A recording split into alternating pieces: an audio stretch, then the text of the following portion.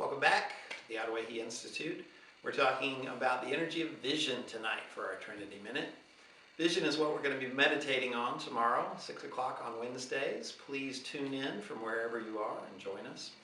Give you a little primer on vision tonight. We're going to do an exercise that helps you increase your vision.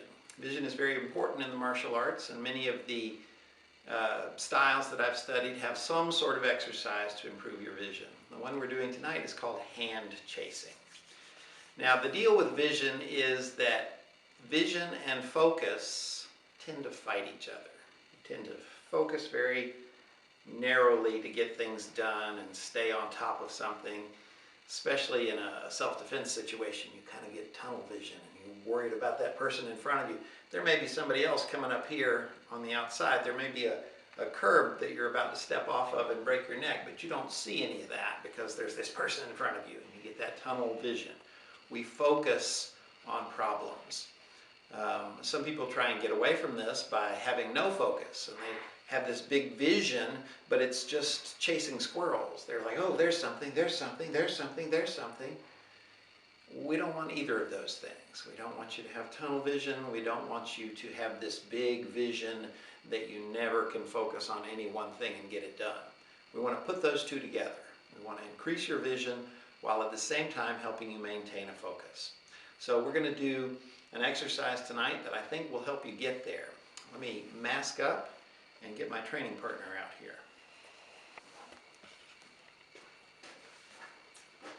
Now, the idea with hand chasing is that you have two people. One of them is the chaser and one of them is the watcher. The chaser's job is to focus on the sternal notch, which is that little hollow right at the base of your throat, on the other person. So she's going to maintain that focus. But at the same time, we're going to put our hands up and we're going to maintain about 2 inches of distance, like I've got a kitchen sponge that we're holding up there. And she's going to try and follow my hands while still holding that focus. So she's going to have to use her peripheral vision, try and make it as big as possible, take in as much of the picture as possible, but at the same time, not lose the central focus. So I'll start slowly just by moving my hands out. My job as the watcher is to watch her eyes and make sure she is not deviating from this point.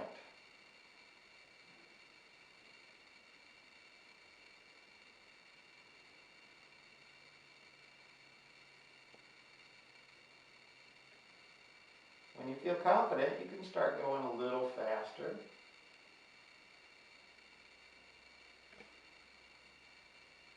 And eventually, you can even start adding depth perception.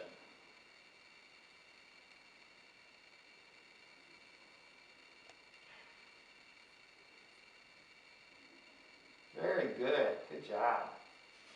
Now, if you don't have a partner, you can, of course, find yourself a mirror.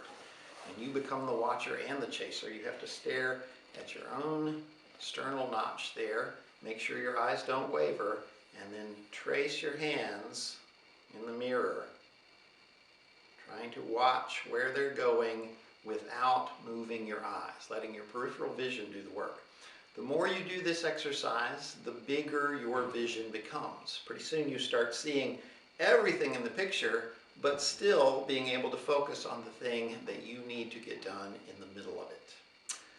If you think this sort of thing is helpful, you should stay tuned for more Trinity.